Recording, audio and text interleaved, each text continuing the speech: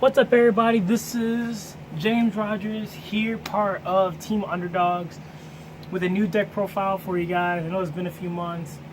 We have been playing. We have been going to more regionals. Unfortunately, just have not been putting up some videos, which I do apologize for you guys. I know we do have some people who have been really actually enjoying the videos. So we decided to start fresh with a new deck profile for you guys. This is pure Zodiac. However, this will be a different deck profile. It is a first and fourth place deck profile of locals this past weekend, Saturday. I went to one in the morning, one in the evening. Was able to take first at the one in the morning and took fourth at the one in the evening.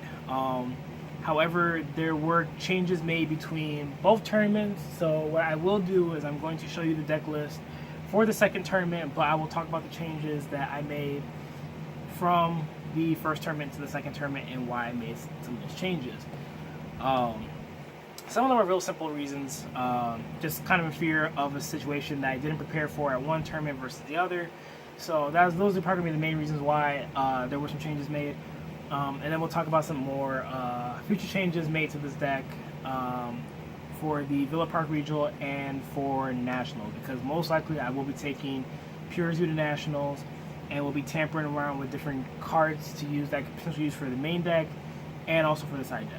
So without further ado, let's go on this deck profile. I hope you guys enjoyed this one. This is going to be a very unique video. Definitely a deck I've enjoyed playing since I started. As most of you guys know, I was playing Metalfoes for the longest time, and when Zoo came out, I tried Metalfoes Zoo. Not right away though. It wasn't until the ban list happened when I really actually started playing Metalfoes Zoo, and then I went to a 60 card Metalfoes Zoo to counteract the grass was greener, and now because of the new decks, I'm now at Pure Zoo.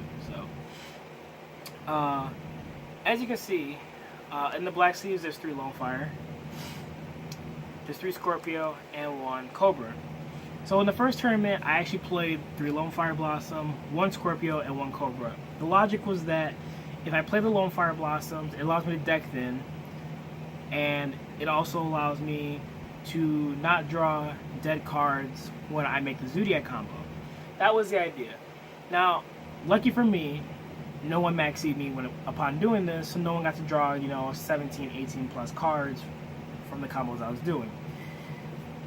And ultimately, this engine would get me Daigusa Emerald, Trident, and a Trapstrip Flasion. That's just how good the combo was. However, one of the problems I ran into was I started opening with like 2 Lone Fire Blossoms, and then in some occasions I was opening with a Lone Fire Blossom and a Cobra, or not Cobra, and a Scorpio. So ultimately, I just decided going into the second tournament that I would just run just straight Cobras, the straight Scorpio and a Cobra engine instead of teching the Lone Fire. Not just for really consistency factors, but also to not be as subjugated to Maxi as much as if I opened up a Lone Fire Blossom. So that was the main reason why I made the switch. More so for consistency, but then also the fear of having someone drop Maxi on me and then me being dead in the water after that. 3 Terratop, 1 Takata board. This is standard engine, like that's never gonna go away. For the Zodiacs, I played 2 Rats because Rats is really good. 3 Whiptail, which is by far my favorite one out of all of them. I opted to play 2 Thoroughblade because I am missing a card, which you'll see pretty fast. If I wasn't missing this card, this definitely would have gone to 1. But because of that, I really needed to increase my chances of really getting to a Zodiac card. And I opted to play 2 Thoroughblade. 1 Ram. Didn't use this very often. But when you do combo with them, it actually does become very, very helpful. So, for the hand traps, 2 Ghost Ogre and 1 Maxi. Probably will play 3 in the near future. I did like Ghost Ogre quite a bit this weekend. It gives you an extra sense of protection, so it allows you to preserve your traps and some of your counter spells that you would, in a sense, play. I don't have Ghost Ash, which is why I'm more reliant on Ghost Ogre right now. But even if I am able to pick up Ghost Ogres or Ghost Ashes, I probably will keep playing the Ghost Ogres along with them. It just seems too good of an idea not to do. And then one Lunalight Black Sheep for the combo. So, for the spells. 2 Barrage. Yes, I'm missing a third. I guess I wasn't so heavy on picking up 3 right away because when I was playing the Metalfoe Zoo, you really only needed about 2 maximum. You really didn't want to play 3. You didn't want to clog up too many cards that could actually get you to the zoo. So for me, playing 2 was great. But now that I'm playing Pure, finding the 3rd copy has actually been really hard to trade. I will have a 3rd copy before Villa Park, but at the same time, like I really need that 3rd copy because even at 2, like when I saw this at 2, I saw it at a good amount of times. But then the importance of this card really showed when there's times where you really could just draw it. We really need to like draw into another copy, and then you just don't have it. So triple tanky, it was terrific. It's a really good card. Wish I saw this more. 2 fusion sub and 2 instant fusion. I probably could drop this to 1 because of the fact it's searchable. But I thought 2 was actually pretty good. It was really rare for me to actually ever draw into the 2nd copy, but occasionally it did happen. 2 Forbidden Chalice and 1 Raigeki. Raigeki was underwhelming, just never saw it very much, but Forbidden Chalice put in a bunch of work over the weekend. It was definitely my favorite spell card to see drawing from the combo. And then for the traps, I took a weird route. Like I said, I played Trap Rafflesia, so I played the Bottomless and the Treacherous. This wasn't a bad idea. The idea was if I have Rafflesia and a few traps, I can activate Treacherous first, so this would actually allow me to preserve my other traps that can be saved for other situations. I did play the 3 Strike and the 1 Warning, the best traps in the game. I don't have D-Barrier, but at this point I might not even like attempt to pick him up. Just something about D-Barrier right now. I know how good of a card it is, but just seeing how the format's switching, even with the Zodiac Mirror match, for me, D-Barrier is just extra space that I don't have right now. So I did play the Imperial Order, and I did play 1 copy of Combo. This card put in a bunch of work over the weekend. Definitely like one of my favorite trap cards. If I was able to open it, that was great. If I was able to draw into it, that was great. As long as it eventually made its way to the graveyard, that was great too. Definitely putting a very good amount of work, for sure.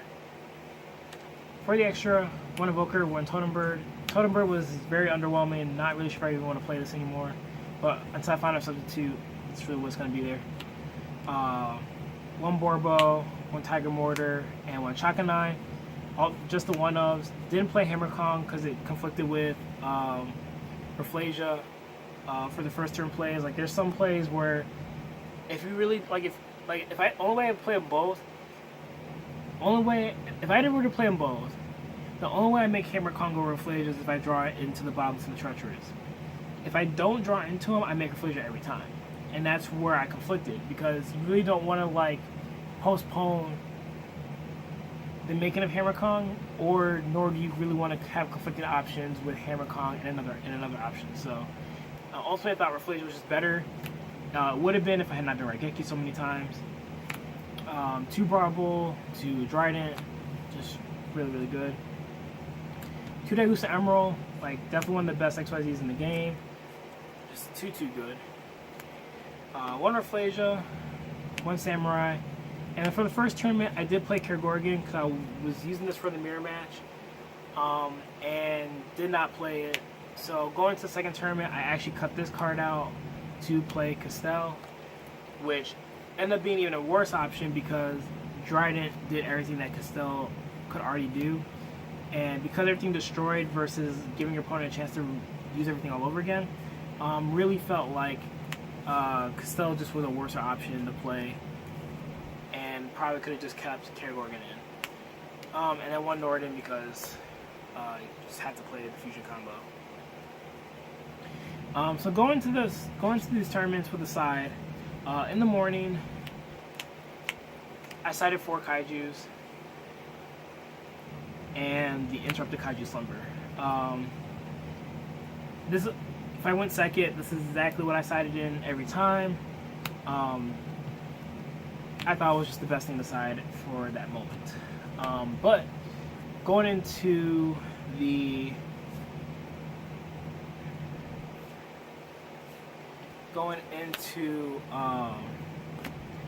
other tournament, I actually decided to go put second Humongous in, and I took all of these out.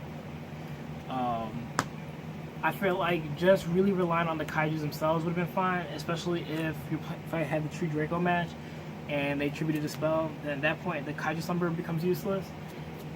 And then at that point, you really just want the kaiju itself. So, I did play 3DD Crow, never sided these.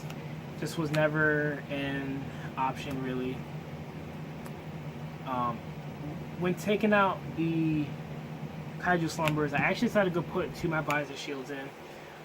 This I put in because I have been Rageki'd so many times at the first tournament after making my board, and if I didn't have my traps, I would have had no follow-up play. Even though they blew my board away, I pretty much ended up having spell and traps to stop them from even making a board, so I was able to continue on for the next turn. So that was the biggest reason why those went in. 3 Twin Twister, those stayed in for both tournaments. 3 Magic Deflector, really for True Draco. Theoretically, I could use this for Lost World if it meant stopping them from doing what they need. But this is really for the True Draco matchup. Ended up being like really good in my True Draco match, forced to draw with them to stay undefeated, and to ultimately take first in the morning. And then because I was grinding so hard, and I knew a lot of my matches were going to be grind matches after the first turn, I decided to take in a second copy of Zodiac Combo, and this card put in a bunch of work. The combo ended up being the best card of the deck. So, hope you guys enjoyed this deck profile. One of the future changes for sure, I will be trying to tech a second Tiger Mortar, a Hammer Kong, and a Dweller into the deck. This card being really good against True Draco, just for another name, and this card actually does help out a lot in the grind game, just allowing you to grab more materials back from the grave and just to use them again. So these 3 will definitely make their way into the new build. When I do find a way to update it, I will definitely put another video out for everybody to enjoy. But I hope you guys enjoyed this. This is James Rogers here with Team Underdogs with a deck profile on pure Zodiacs. Peace.